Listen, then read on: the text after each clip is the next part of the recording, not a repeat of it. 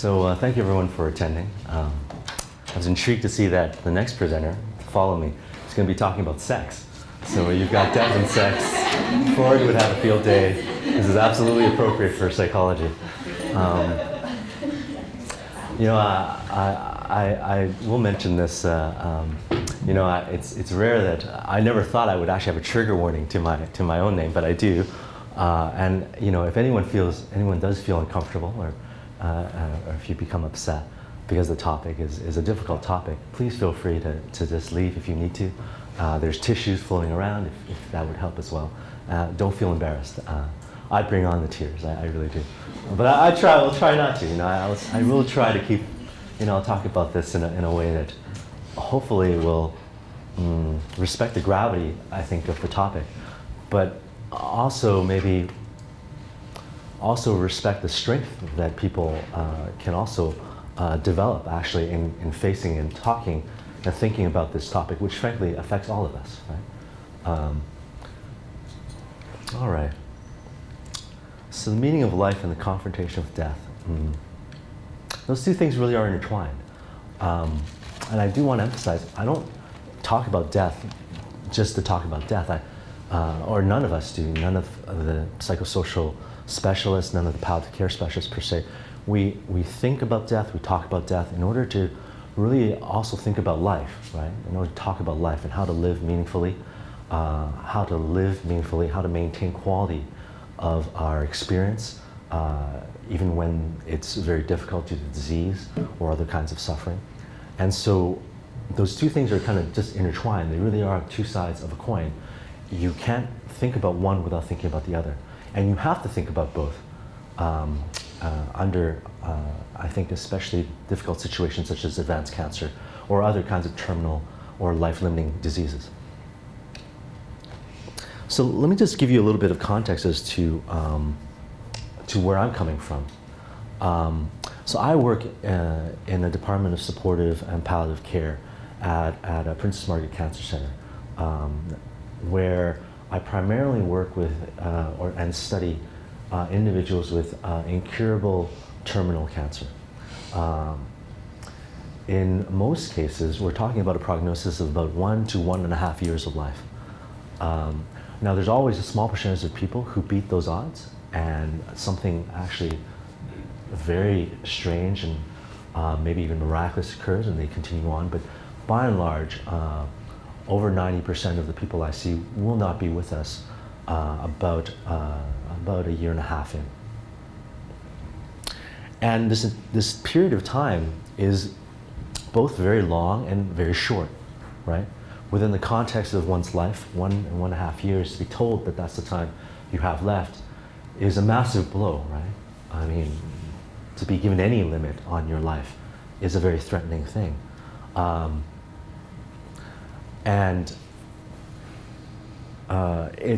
But it's also long enough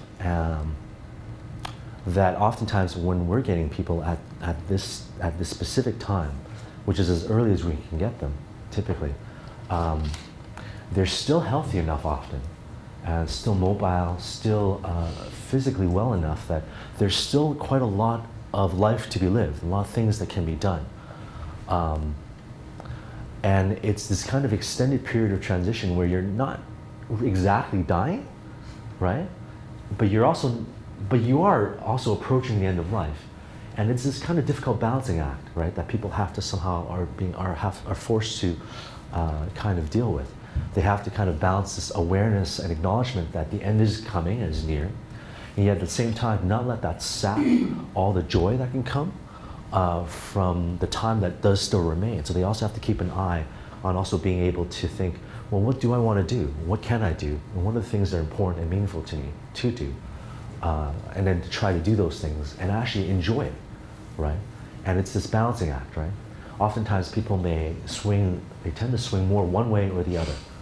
And I think oftentimes as a goal of therapy and of counseling, we're trying to help people kind of walk right down that line. And we call this sometimes double awareness, right? To be able to acknowledge death and prepare for the worst when that happens. Yet at the same time also think about and enjoy and to make the most of the time that you do have.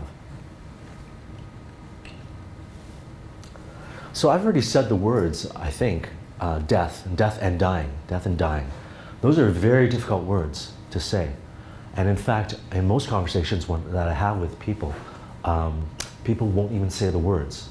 You know, even though I'm saying it, or even if it's right in front of you, people will they'll actually stutter, they'll stop just shy of saying the words. And that's in the context of just normal conversation. But I have to say, even for healthcare practitioners who are well-versed in thinking about this topic and dealing with people near the end of life, it is still extremely difficult to say these words to a patient or to a family. Because there's often a feeling that by saying it, you're going to make it real. It makes this hypothetical possibility of something more real and tangible. And there's a feeling that by saying these words, you can also rob someone of hope, right? Or you can still demoralize them that they break down, right, in some fashion. They're very upset, very, very emotional, and I won't lie, it is true. Sometimes, of course, talking to people who are in this terrible situation, of course there's going to be a lot of emotions. People will be upset, people will cry, people are afraid and they are angry. There are many feelings that come up, right? But it's always important to understand it's not the words, right? And even though they may be expressing and saying and showing you all this negative feeling and emotion, it's not you. It's not you that's causing this. It's not the words that are causing this. It's the situation, right? It's never really the words, frankly. It's the fact that these people are dying, right, from a terrible disease, and that's the real cause. And if they're expressing this emotion to you, I'd like you to understand that you're not triggering that emotion, or you're not, rather, the cause of that emotion. You're just offering them an opportunity to express a lot of feelings that are already there, right, that are already present. And I've likened this in talking to kind of a more medical audience. It's a lot like doing an assessment for pain, a physical exam for pain. Oftentimes a doctor will examine a patient and physically move a body part that may be injured. And it's going to hurt, right? But everyone understands that the pain is not because of the doctor, it's because of the injury, right? And the greater the pain, really the greater the injury, and much the same here. The greater the distress, the greater the emotion, really the greater the difficulty and the emotional difficulty and challenge that the person is facing. And you're just giving them an opportunity to express something that is already there, right? And is a response to the situation, not to you. I do emphasize that it is, at least as from a professional point of view, we do strongly promote death talk. We don't, and by this we mean it in a very special way. We don't mean to force conversations on people. That never really achieves a good end. But it does mean allowing people the opportunity to talk about something if they want to talk about it. And if they raise the topic, to go with them to explore that, to be willing to do that. And that is actually, it sounds easy to do, but frankly, it is very challenging to actually enact, right? But we promote this because we know and we see actually what happens when that isn't done. When that isn't done, people can't prepare, families can't prepare, the patient can't prepare. People don't get a chance to say goodbye. They don't have a chance to make practical arrangements, practical plans. Oftentimes, many of the things that I've mentioned about making the most of the time you have left, by not acknowledging or thinking about the end of life, sometimes people don't prioritize the things that they actually deeply want to, right? If they were to better acknowledge actually their situation.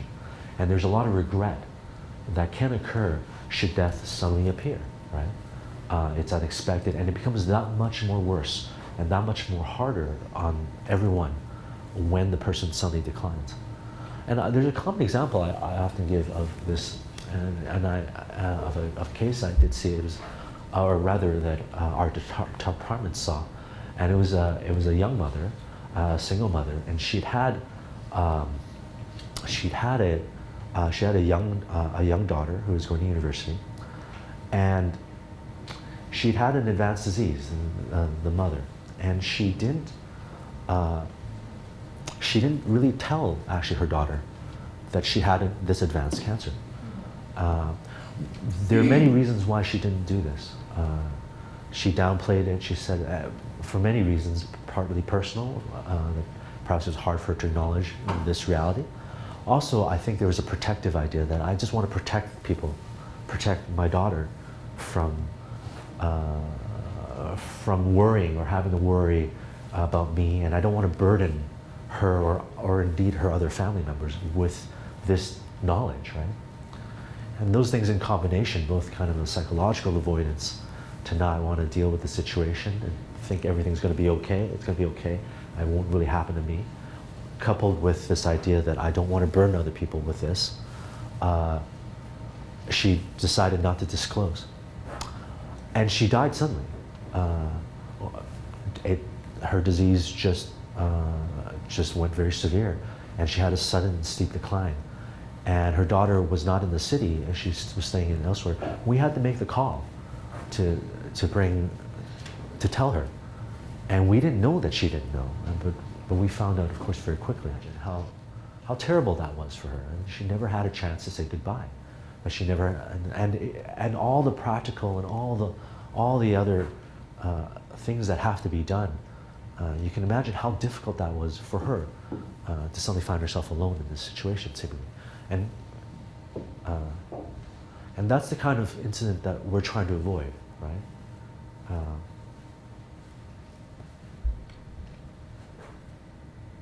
But as I said, again, I'm not talking about death and dying and all these terrible things that can happen just to somehow be provocative, right? Or to somehow just or for whatever, for other negative motivations. We talk about this because really it's only by talking and thinking through these difficult issues that we can achieve something better, right? We can achieve greater outcomes, right? And I do want to say it is possible for people to come to a sense of peace at the end of life. And it is possible that people can reprioritize their lives and kind of work through their death anxiety.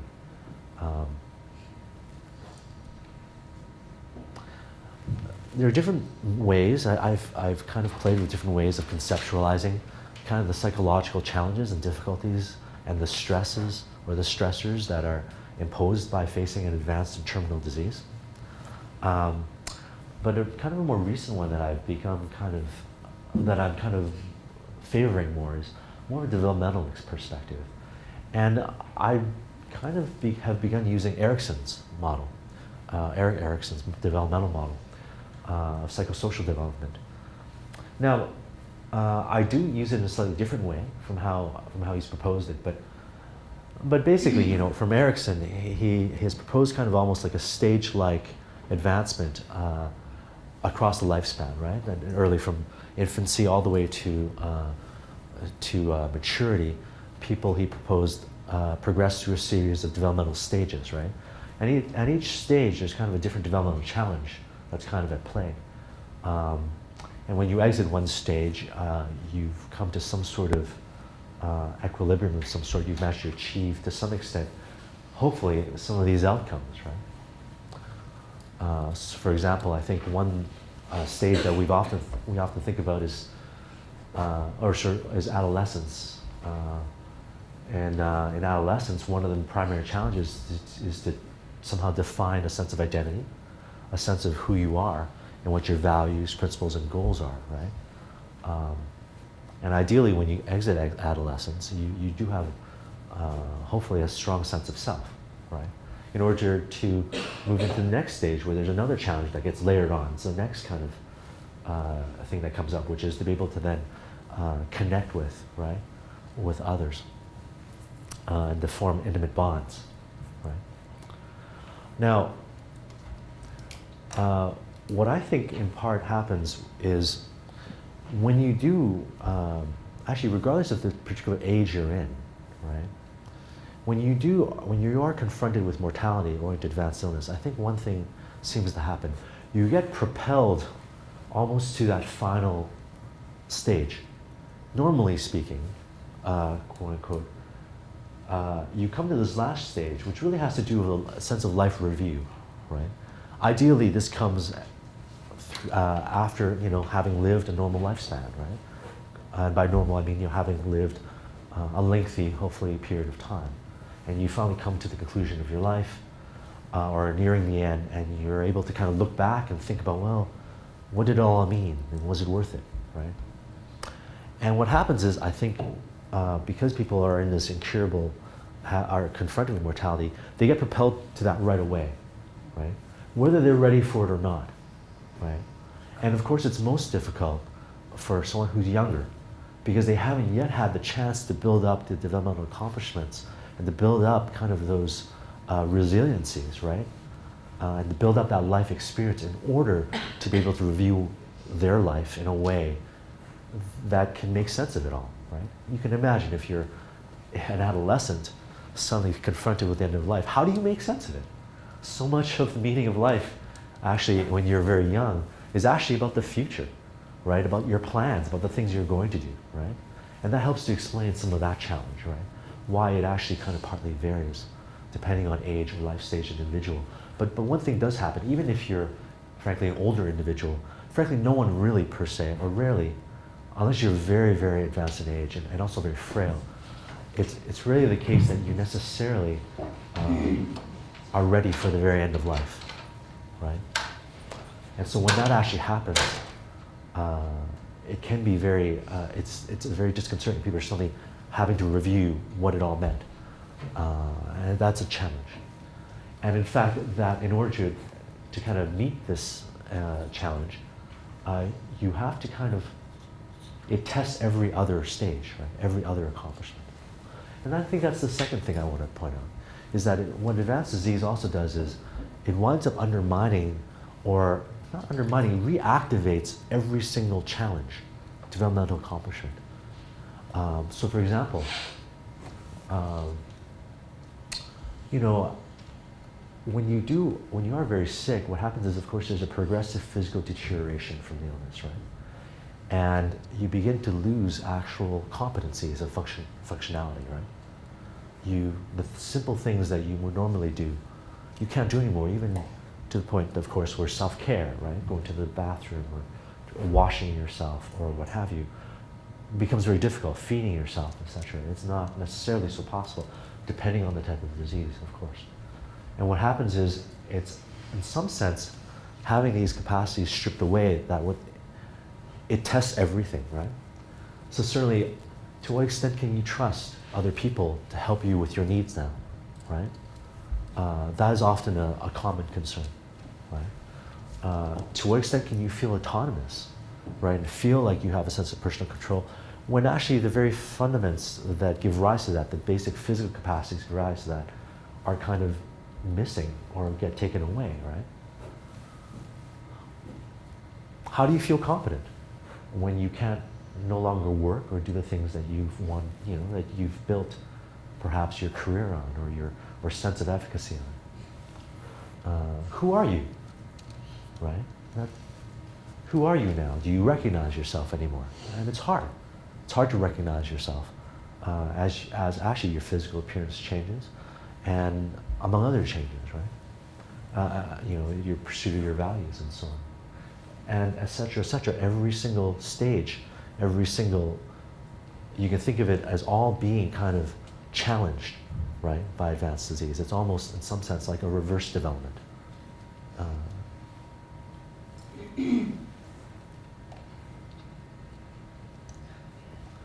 Now, don't be intimidated by the numbers.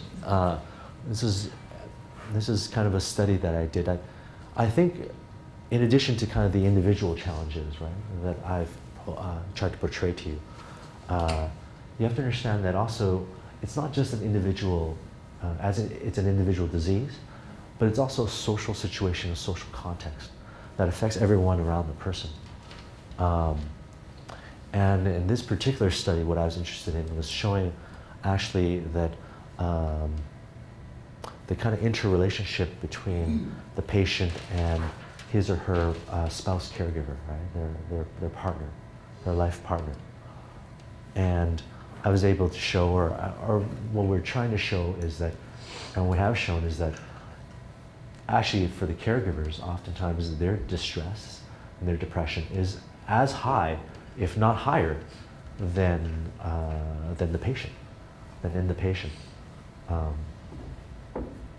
And likewise, of course, it tests their both partners' ability to connect with other people, to rely on social support. And they each have kind of mirrored difficulties, right? The patient has their difficulty of course, coping with the disease. And the caregiver also has difficulty of coping with the burden of caregiving. And these things all actually function as a system, right? I think one of the interesting things is actually in both cases, the ability for either person to be able to rely on social support, to ask for help, to trust other people, to be there, to make use of that support, emotional, instrumental, when it's offered, is vital, right? This idea of relationality, of connection to others, has very many practical benefits, but has very many emotional benefits.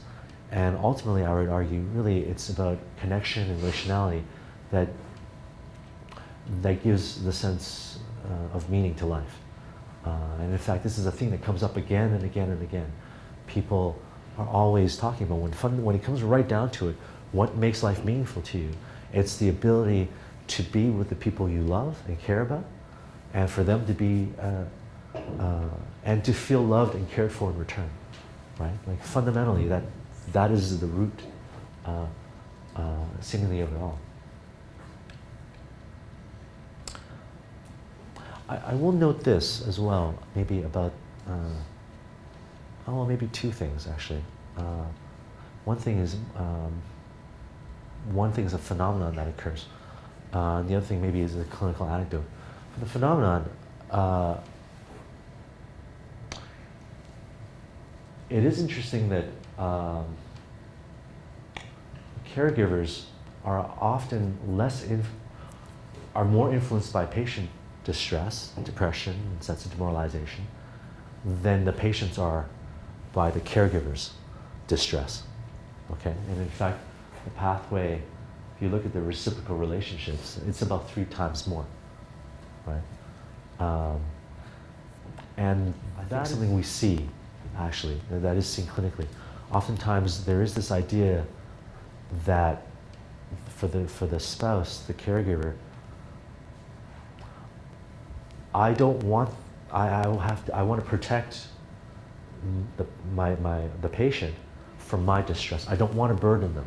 They already have enough to deal with, and I don't really want to, I have to protect them from it. I have to stay strong for them, or for him or her. I think that's a large part of it. Why that is the case. It's actually literally more of a wall that the caregiver puts up, right, to protect their partner from their own distress, so they have enough to deal with. Likewise, I think the other possibility, in addition, is that for the patient, they are more, you have to understand, their psychological world begins to close in and collapse a little, right? In line with, again, the deterioration of their physical capacities. And so they're less also attuned, actually, partly to what's happening around them. They do inwardly focus more. Right? So that's one thing. But kind of the second thing is this anecdote that I want to present is, even though this happens perhaps on average, and it doesn't make sense, right, in certain ways, that a caregiver might not want to, express all their distress, right, to the patient. It makes sense, but sometimes this can take a bad turn. So, for example, in one situation that I'm aware of, there was a conversation between a mother and her son. The husband had the disease, an advanced disease, And the son went to the mother, and the son was very upset at having to face possibly losing his father. And he broke down and he started crying. He was very upset and talking to his mother that, I don't know if I can handle this. This is such an awful situation, and I feel terrible. And the mother's response was, and she was also in great pain, was, well, this isn't happening to you, so keep it together, right? You're not the one who's dying, so suck it up, toughen up, right? This is not happening to you, right? And you can understand how that can happen, but you have to understand that partly, I think, when she was saying this, it wasn't really, it's not quite how it sounds. It wasn't really to tell her son to keep quiet. It wasn't necessarily that. In some ways, it sounded almost like she was talking more to herself, to strengthen herself up, right? And this is partly just an expression of her own thinking, right? But I guess what I'm trying to say is, but it is actually something that is happening to them. It is happening to him, and it is happening to her, and they do have a right to feel really sad and upset, right, and distressed about it. And hiding and walling those feelings up, right, is not actually the best way to deal with it. It actually doesn't make it any better, And so I would kind of encourage you, should you ever find yourself in this situation, don't think that somehow you don't have the legitimacy to have these feelings. It is affecting you too, right? It is a social situation, not just an individual disease, right? And in fact, of course, as the person becomes more ill, frankly, it's the people around that person who become the memory for that person, right? They're the ones who call for help.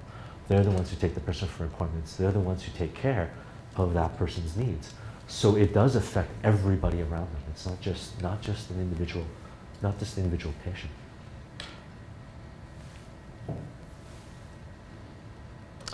Now, we've tried, after conceptualizing kind of the issues, the stressors, and the fact that it affects, not just the individual, but also the family. We've, together with my colleagues, two psychiatrists, Dr. Gary Roden and Dr. Sarah Hales, together we've tried to develop a psychotherapy or psychological intervention to help individuals and couples especially, and hopefully expanding now to families, kind of work through and deal with these situations, right? And dealing with the situation of advanced cancer. And in general, we call this therapy managing cancer and living meaningfully, or CALM therapy for short. And really, we've kind of divided into 4 major modules, right, or more major domains that we try to intervene with in each case. And these are meant to kind of address what we see as the main kind of sources of stress. And they range from just basically symptom control, communication. Certainly, people oftentimes don't talk to their doctors actually about the symptoms that they have, out of some fear that it again might be more serious, right? They get more bad news, right? And so, let's not just talk about it, maybe go away. Or sometimes they are embarrassed actually to talk about their symptoms. They feel maybe it's complaining about something. That also happens. But kind of talking to people about what you're experiencing and actually getting the help to alleviate those symptoms, that's very important. You'd be surprised, actually. Sometimes people don't take the referrals that they really should. Sometimes it's because of psychological avoidance, actually. In one case, we had a woman who had an advanced disease, and she had substantial pain in her leg, and she had trouble sitting. She had trouble walking, right? And she was referred to palliative care because palliative care often has better symptom management protocols than your family doctor, and better than, of course, the oncologist, right? Whose primary goal is not to necessarily manage your other symptoms. The oncologist's goal is to treat the cancer, right?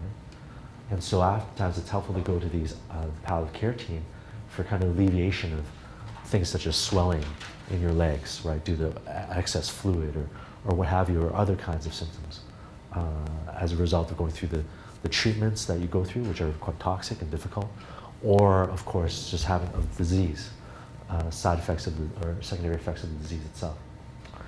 And for this woman, she didn't want to take the referral. She didn't want to take the referral to palliative care because she thought that if she took it, and this came out in the discussion with her, if she took this referral, it would mean that she was dying. And as long as she didn't take the referral to palliative care, she wasn't being seen by palliative care, then she wasn't dying. So for her, there was a bit of this almost magical thinking, right? That the moment I agree to go to the palliative care team, which has the connotations of death, then I'm dying. And as long as I, you know, and so she refused it, even though she had actually quite substantial pain that was limiting her mobility.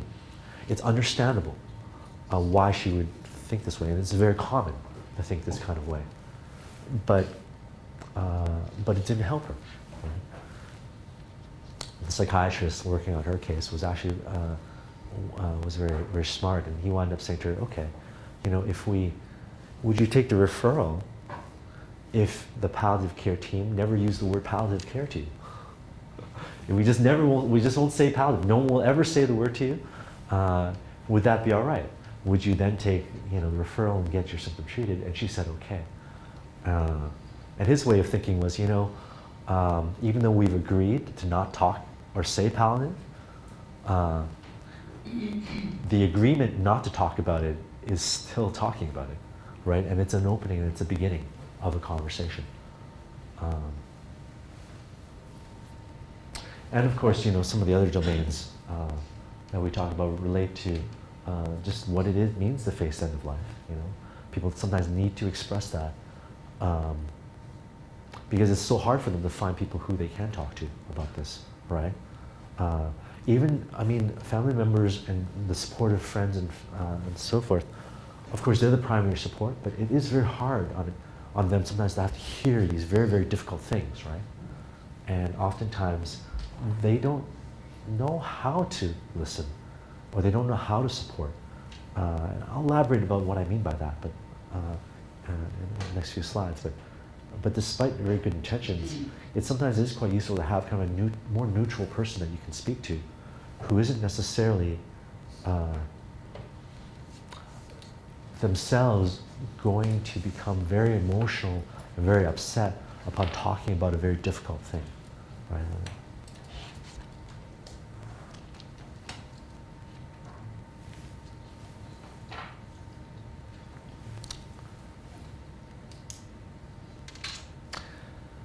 This is a quote from a patient who was seen by my mentor, Dr. Rodin.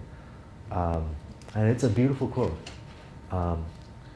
What appeals to me is the spaciousness of this time. In most other medical conversations, a lot gets squeezed and erased. When we talk, it is like an echo chamber. The past, the present, and the future all collapse, and the present is very present. And it is an unusual kind of conversation or series of conversations in this setting. These people are indeed in that final stage of life review. And they do think about the past. And as they also think about what lies in the future and what lies ahead. And there is this desire to kind of synthesize it all and make sense of it all, right? Partly this is because as I've alluded to, what the disease does, it disrupts your ability to do all the things that you were doing, right? Whatever was normal, whatever your plan was, however it was that you were going about to achieve your goals, all that may not be possible anymore, right? Like it's like having the rug ripped right out from under you, right? And in that kind of scenario, people are very confused and they're very lost. And they're not sure anymore, well, what do I do when I have a year of life to live, right? It's a philosophical question, and it's a profoundly practical question, right? What do you do? And oftentimes the first thing you have to do is to help people, first off, mourn their loss, right? Mourn the loss and acknowledge that, yes, you have lost something. Yes, you have suffered and will suffer, right? We can mitigate some of this as best we can, but yes, that is real. The next bit begins to shift, and it shifts to, okay, but what is important to you? What are your values? In life, what matters to you, right? And it's kind of, and that of course is going to be rooted in the past, and they have to think through kind of their histories, their personal histories, and they have to reconnect kind of with the person that they were, the person that has been disrupted or interrupted in some fashion. And then through that kind of reconnection, then they go, okay, well, you know what? I've always been the person who wanted to build bridges with people, you know? And so, you know what, in this final year of life, what I want to do is, there's two estranged families, and certainly in my family, there's two estranged branches of the family. And I'm the bridge, you know, and I want to connect them. And in this case, this was a woman near the end of life. She wound up being the bridge. She wound up kind of having some members of both of these feeling families come together around her. And that was very meaningful for her. Like that is what she spent her final year doing, you know, kind of being that bridge. For another woman, it was her children. It is her children, or sorry, it was her children that mattered most to her. And so she wrote like a series of letters and made a series of videos of herself to her children in the future, her very young children who were like under 10 at the time, knowing that she couldn't be there for them, and she wanted to be there for them in the future, but she could not be. And this was the closest thing that she could do, right? Which was to project herself virtually into the future through writing letters to them on their birthdays, for major events, graduation or marriage should happen, and what have you. And that was profoundly important and profoundly meaningful for her. And she did that.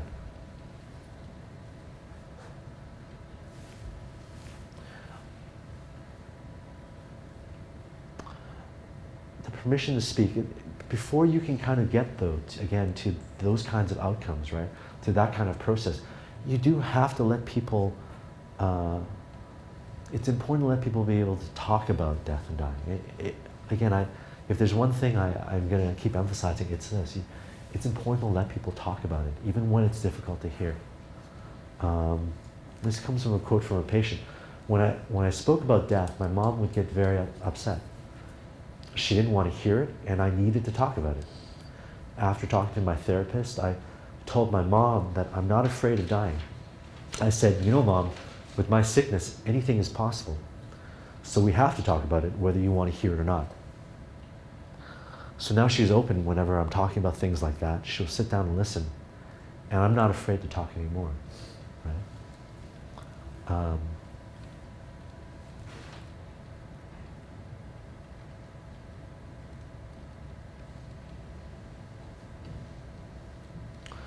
To be able to open up these conversations, again, it often means just being willing to walk through the door if it opens, right? And oftentimes, we don't really do that in casually, right? It's hard for us to do this, right? Sometimes people immediately, when a patient talks about their death and dying, right, the possibility of it, right? Oftentimes people, their friends and family around them who love them dearly, it's so threatening to think that I'm going to lose this person. They get angry, they get upset, they get tearful and emotional, right? And it's all understandable. And what they often say is, don't think like that. Don't talk like that. Stop, you know, stay strong, you know, keep hopeful. Or it's going to be okay. It'll be all right. Don't worry about it. It's going to be all right. Now, these things all actually sound okay. Like, they sound like they're supportive, then they're often meant to be supportive. But in truth, they shut down the conversation, right?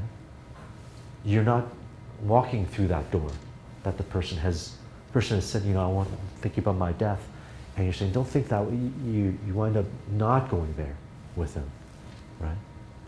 And it's, again, meant well, but you wind up not necessarily letting the person be able to speak about something actually that is on their minds, right?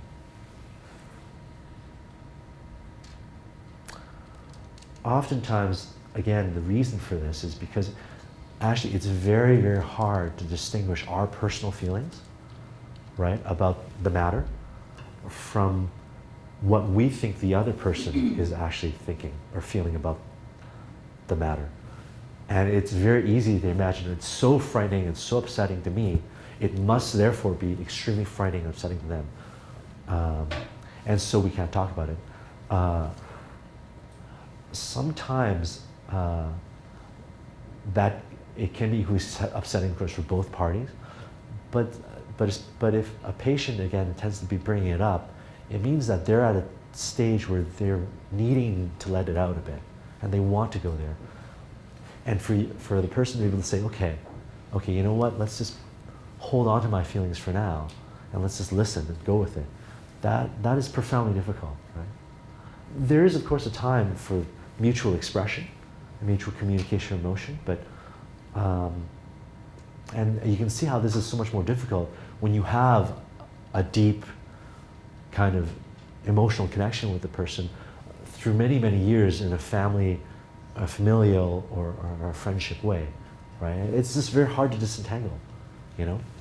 But I'd say it's especially important because chances are if someone is in this situation, you'll be in the situation too, you know? And if you want to be supportive, I would respectfully suggest, you know, go with them, walk through that door and see where the conversation leads.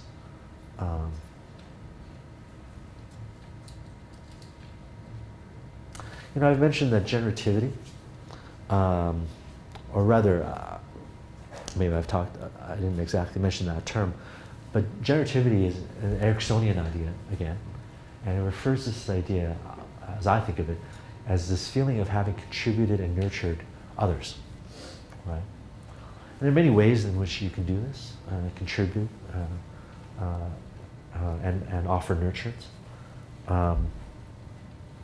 But certainly this idea of, again, feeling, but I guess what I'm trying to say is generativity is fundamentally this feeling of this kind of connection.